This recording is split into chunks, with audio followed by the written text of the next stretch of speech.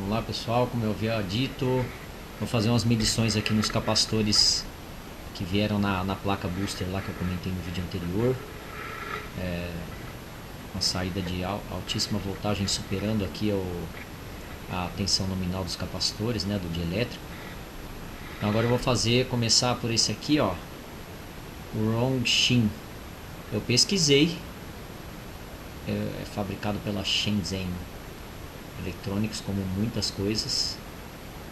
Eu fiz uma pesquisa aqui de um capacitor com essa tensão, temperatura, essa classe aqui, o que ele admitiria, né, de fuga.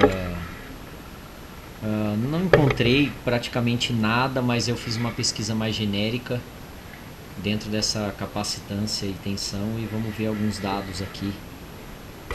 Vamos ver o que a gente encontra aqui. Ele é de 10 micro, ele mediu 8.7, está dentro aí dos 20%. E aqui a SR de 9, né? Então, só para comparativo, deixa eu ver se eu abro uma tabela aqui genérica de capacitores. Um capacitor de 10 micro por 400 volts, ele admitiria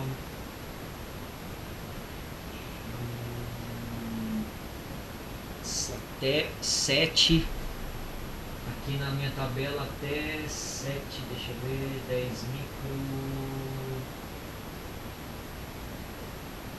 até 6,6, até 6.6 ohms de ESR, né? Isso eu estou fazendo uma medição a 120 Hz, né? Então, o pessoal que usa o Capacheck para verificar, a gente vai mudar essa frequência aqui para ver, porque aqui, ó, já é um SR alta. Capacitores de alta tensão, dependendo da capacitância, tem uma característica assim mesmo. A gente vai lá para uma frequência, muitos fabricantes medem a 1 kHz, já está em 5.7, e eu vou colocar em 100 kHz, que seria o Capacheck. Se você passar seu Capacheck no equipamento com um capacitor desse, ele já vai dar 4.3, já vai dar no amarelo ou no vermelho lá, com certeza. Para essa tensão já vai estar dentro do amarelo, ou seja, troque o capacitor. O capacitor está com alta ESR, né? E aí a gente vai ver aqui, vamos mudar para 120 Hz. O fator Q já não é tão bom, fator Q aí de 16. O delta, que é o fator de dissipação, então aqui ele está dando 5% de perda, né? O que vai ter perda em caloria, em calor, né? É o fator de dissipação. Então esses capacitores ele deve admitir aí até uns 30% de perda pelo datasheet, se você for olhar, se tiver um datasheet para isso, né? Ele está até baixo aqui, ele está dentro, não está ruim. Aqui é a reatância capacitiva e aqui é a defasagem, né?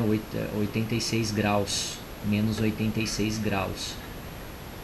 Esse capacitor, isso daqui influi bastante quando você trabalha numa linha de alta frequência, tá? Baixa frequência não, se for uma filtragem de entrada aí numa baixa frequência, isso aqui não vai influenciar não, mas vai influenciar sim numa saída de alta frequência, que é o caso aqui desses boosters, dessas fontes assim, que eu acho que eu medi aqui, ela tá 80 kHz, 100 kHz, alguma coisa assim, próximo disso. Então ele já vai começar a influenciar nisso. Então, ó, já é um capacitor aqui não ideal para o que veio, né? Então aqui eu vou colocar o outro. Esse outro aqui, eu falei nas duas saídas da linha aqui de 350, que vieram dois de 10 micro por 400. Vamos medir esse aqui agora, esse outro verdinho. Esse daqui é o Chong X. Tem que respeitar a polaridade aqui. Eu fiz a calibração aqui da ponte LCR antes, tá? Então aqui, ó, a gente já tá também, a capacitância tá bacana. Tá próximo aí, bem próximo. Já temos uma SR de 7.75, ele está um pouquinho melhor que esse azul aqui, deu 9, né? 9,5. A gente vai para a frequência de 100 kHz, ele baixa para 3.6. Então, se a medida lá dessas tabelas padrão admitir até 6.6 de ESR, ele está dentro, né, em 100 kHz, mas se medir a 120 Hz, que muitos fabricantes medem a ESR e colocam no datasheet a 120, ele já está fora, né? Eu considero uma ESR relativamente alta, com uma capacitância baixa. Mas vamos lá, eu teria que pegar outro aqui para ter em termos de comparativo. Eu já medi ele aqui, eu vou até fazer uma medição dele aqui, é um Epicus. Cadê você? Tô procurando aqui, achei, ó, é um Epicus que eu coloquei ali de 10 micro por, esse é 450. A gente vai fazer um comparativo aí e ver se realmente... Eu estava um pouco desconfiado desse Epicus aqui por conta da impressão, né, no corpo dele. É o que eu falei, comprar essas coisas aqui no Brasil, eu já procurei, a própria TDK me passou, eu entro em contato com eles pedindo datasheet de série que às vezes eu não consigo encontrar, e eles prontamente atendem. Eu gostaria de agradecer até o pessoal aqui no Brasil. Eles são muito rápidos e eles atendem prontamente, parabéns pelo trabalho. E eles me enviaram os distribuidores de capacitores Epicus aqui em São Paulo, que eu pedi na região. Entrei em contato com dois, mas não tive resposta. Eles não vendem direto para consumidor final, então eles são distribuidores. Aí teria que saber quais lojas que compram deles e que realmente compram esses capacitores que são confiáveis, né? Porque tem muita falsificação desses capacitores, muita falsificação. Então vamos lá. Eu já vou medir aqui. Fator de qualidade também, ó, em 17. Melhorou um pouquinho em relação ao outro, porque está relacionado a ESR, o fator Q. O fator de dissipação melhorou também, o que está relacionado ao fator de qualidade. E aqui a defasagem do ângulo θ aqui já também deu muito parecido. É o que eu falei, numa região de alta frequência já não é tão ideal. O ideal é que ele seria mais próximo de 90 graus, eu acho que já está um pouco abaixo do que deveria. Ok, agora eu vou medir o outro, que é um tal de um capacitor da Sanyo. Não sei se é Sanyo que fabrica capacitores. Vamos lá. Ele é um de 470 por 35 volts. Ele está medindo 420, né? Tá aí quase fora, né? Ele já mede 155 miliohms em 120 Hz. 470 por 35. Ele teria que medir 100 miliohms no máximo pela tabela genérica, que é o que eu falei, não encontrei datasheet de capacitor de Sanyo para ter uma referência. 100 miliohms na tabela genérica, se forem 100 kHz, ok, ele está dentro, está com 56 miliohms, relativamente baixo para esse capacitor realmente. Em 120 Hz eu considero baixo também.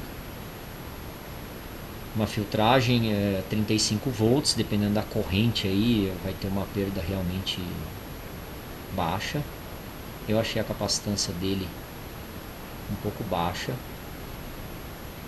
né? Então vamos ver os outros fatores aqui. Um fator Q aqui de qualidade, o outro é 16 e 17, esse daqui já deu 20, já melhorou bastante em relação àqueles outros capacitores. Fator de dissipação aqui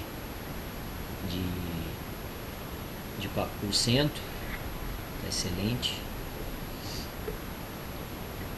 Já melhorou a defasagem aqui, ó, do ângulo θ, né? O outro deu 86 e pouco, esse aqui já se aproximou um pouco mais. Ele não está na linha de alta frequência, ele está na filtragem de entrada DC, né? Então já não fica, não daria para desconsiderar. E aqui a gente retorna para SR, né? Esse capacitor eu não vejo da Sanyo aqui, ele não está ruim. Vou fazer um comparativo aqui, vou colocar o da Epos aqui agora. Opa. Vou colocar da Epos aqui agora. A gente fazer, ele é de 450 volts, não é de 400.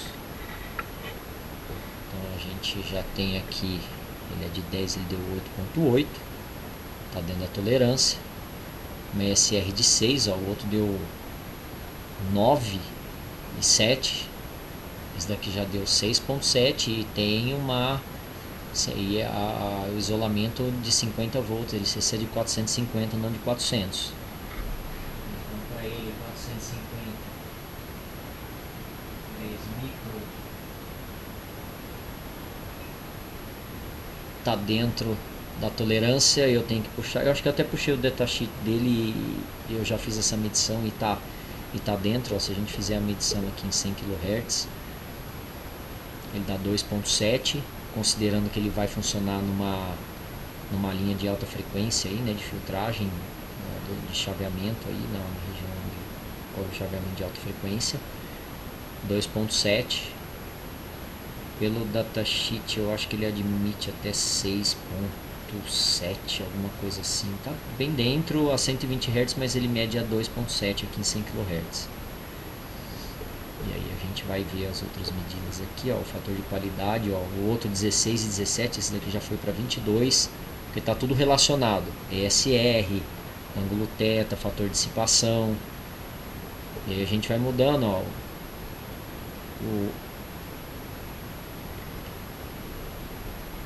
aqui a gente já tem no outro, já deu 0.4 e tal, tá dentro aqui, tá bem parecido, fator de dissipação. E agora a gente vai ver o ângulo de defasagem. O outro deu 86 e pouquinho, esse daqui já tá mais próximo, ó, tá melhor, para funcionar numa linha de alta frequência. O capacitor ideal seria 90 graus, mas para eletrolíticos isso não existe, né? Então o capacitor ideal, mas quanto mais próximo ele tiver de 90, melhor a qualidade desse capacitor, principalmente em filtragem de linha de alta frequência. A gente volta para a SR dele. Eu não vou interromper o vídeo, eu já vou fazer aqui, fazer umas medições aqui aqui. Não sei se dá pra ver, acho que eu vou ter que inclinar um pouquinho aqui. Deixa eu ver se eu consigo desligar aqui a ponte RCR. Precisamos dela. Então eu vou colocar aqui agora. Esse daqui é melhor aqui. Assim. Eu vou começar por aquele primeiro capacitor azulzinho, 10 por 400. Vou colocar aqui as garras para medir a fuga. Tá aqui. Eu vou colocar ele pro lado aqui, porque como eu disse, eu não confio nesses capacitores. Se ele estourar não vai ser na minha cara. E aqui eu já vou colocar na escala, a primeira escala aqui é 100 mA, a segunda escala, o fundo de escala 10 mA, e vai descendo. Então eu já vou ligar aqui para iniciar com uma carga de 60 volts. Não sei se tá dando pra ver.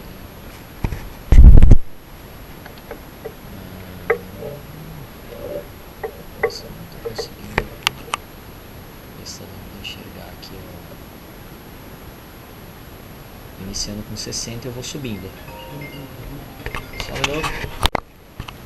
Então, pessoal, dando continuidade aqui, eu já vou começar com 60 volts aqui. Ele está na escala, novamente aqui eu vou colocar na escala a primeira posição. Ainda vou colocar um adesivo aqui, até para minha referência. Aqui ele ele joga para o terra, ele descarrega o capacitor. Então a primeira escala é 100 mA, a segunda é 10 mA. Então eu vou começar a subir aqui, vocês vão ver a agulha mexendo aqui, que ele vai carregar, vai começar a carregar o capacitor e vai mostrando aqui. Então ele é por 400 volts, né? Ó, então vamos lá, já fui lá pro final, eu consigo até 346. Eu vou mudar de escala aqui, para fundo de escala em 1 mA. Ó, tá lá no comecinho, e vamos ver aqui. Aqui é a escala, fundo de escala já na última em 100 microampere. Então com 100 microampere, vou ver se assim eu consigo mostrar melhor. Com 100 microampere de fundo de escala, eu já tô, ele tá batendo aqui, ó. Tá baixando bem devagarzinho. 20 microampere de fuga. Uma pesquisa genérica que eu fiz desses capacitores chineses, ele admitiria até 90 microampere de fuga, né? Que seria aqui mais pro final da escala, né? Ele está baixando, depois de um tempo é como se fosse o capacitor estivesse sendo reformado, né? Ele vai reduzindo, tem um tempo ali para fazer essa medição. São no primeiro minuto tantos micro, 2 minutos ou 5 minutos, né? Então aqui ele já estaria, ó, ele está com uma fuga pela tensão de isolamento dele, ele está com uma fuga aí relativamente baixa, de 14 microamperes aí, 14 micro. Dependendo de onde você coloca também, se tiver um consumo de corrente elevado, essa fuga pode influenciar. O que vai influenciar também naquele fator, no D, né, no fator de dissipação lá, que ele vai começar a ter perda para o circuito. Ok, ele está medindo aqui, eu acho que ele está oscilando um pouquinho, 13 microampere mais ou menos. Ok, aí a gente vai fazer um comparativo com o capacitor da Epicus aqui também, é por 450. Ok, então vamos descarregar o capacitor, jogar por terra, vamos baixar essa pressão aqui. Não vou dar muito tempo para o capacitor descarregar, que é baixa capacitância. Mesmo assim eu quero levar um choque de 350 volts aí. Esse aqui é aquele outro, o verdinho agora, que ele mediu melhor melhor que o azul ali na ponte LCR. Vamos ver como é que ele está aqui de fuga. Tá com o terminal bem curtinho, é ruim de posicionar. Então já vou começar aqui também. Eu vou colocar na escala de 100 mA, 10 mA, e vou começar a subir. Eu vou colocar na outra escala para vocês conseguirem ver direitinho a agulha carregando o capacitor. Ele é de 400, ó, então vou subindo, ó, agulha, vai caindo. Ó, olha esse capacitor em relação ao último, olha como ele está caindo rápido. Vamos ver aqui, ó, vou passar para a escala de 100 microampere.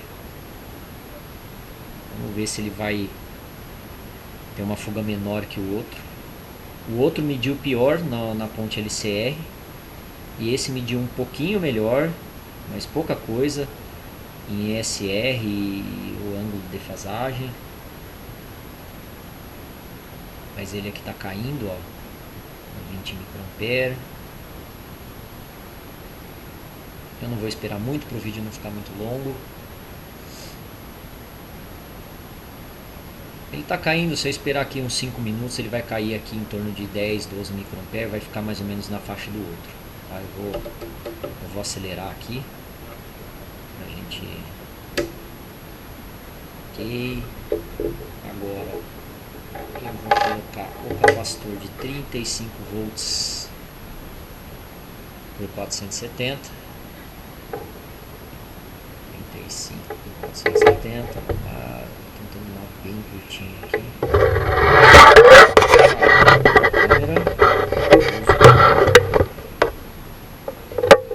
Preciso arrumar a posição para colocar isso aqui. Difícil assim. Vamos lá. Rápido. 35 volts, vou colocar longe.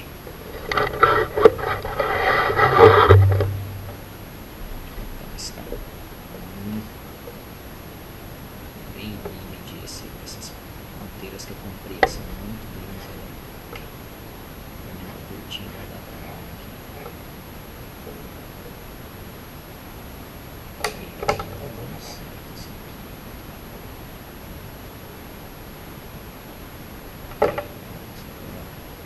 Agora tá posicionado. Vamos lá. Então, ele é por 35 volts, eu tenho que tomar cuidado aqui para não elevar muito. Eu já vou colocar na escala de 10 microampere. Já vou começar a subir aqui ó, a agulha, ó. 17, 19, 20, 21, 24, 25, 32, 34.